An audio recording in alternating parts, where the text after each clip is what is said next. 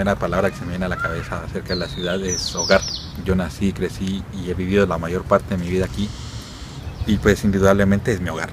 Cuando pienso en la ciudad de Guatemala, lo primero que se me viene a la cabeza es movimiento. Movimiento, bullicio, de gente, de carros, colores, también es movimiento como con muchos colores. Es una convergencia de muchas cosas, porque encontrás todo tipo de culturas, todo tipo de clases sociales y convergen siempre en un mismo lugar.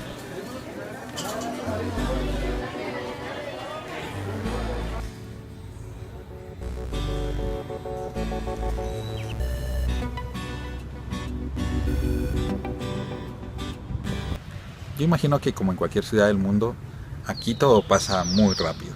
Las horas, los días, la familia, el trabajo, todo pasa muy rápido.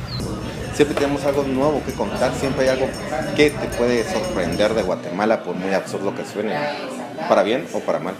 Hay personas que tienen una vida muy difícil, con situaciones muy precarias, que apenas alcanzan para cubrir sus necesidades más básicas, y hay gente que la pasa muy bien y hay gente que se divierte mucho y hay gente que tiene más que cubiertas sus necesidades.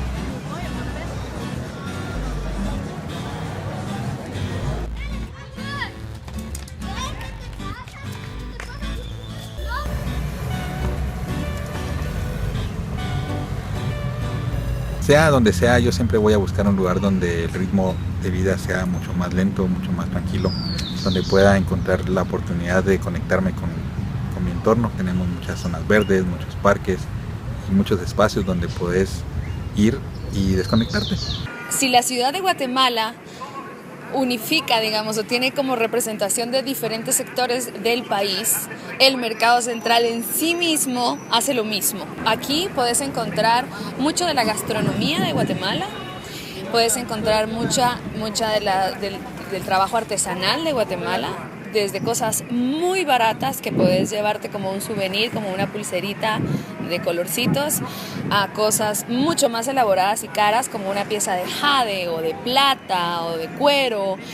Aquí encontrás comida ya preparada, o sea, puedes venir a comer algo delicioso como un pepián, un caquic, muy de Guatemala, o puedes venir a comprar tus verduras acá.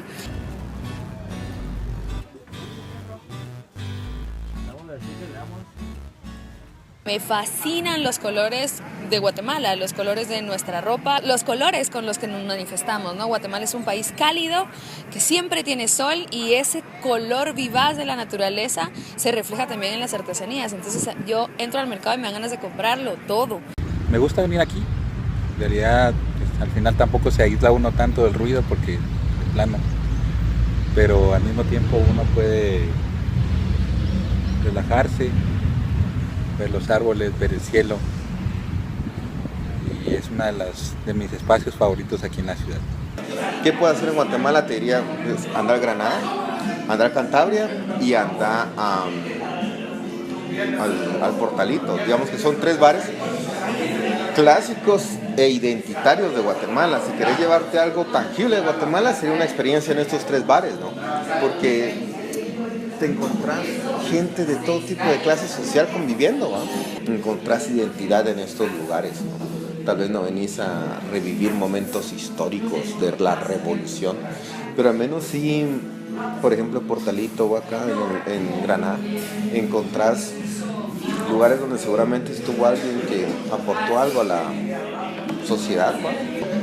Y el hecho de estar en una casa se sienten una comodidad que no esperaban en un bar, en un lugar como el centro histórico. Entonces eso, en el caso del Portalito, eso es lo que le llama la atención. En el de Cantabria, que me decía una amiga que era como estar en la casa de tus abuelos, que no sabías que tenías y que te tratan como que fueras un nieto. El centro histórico es un lugar que se renueva constantemente, que siempre está en movimiento, en evolución. Y es algo que quien ha estado ahí, quien ha podido ser parte de esa sensación, lo entenderá.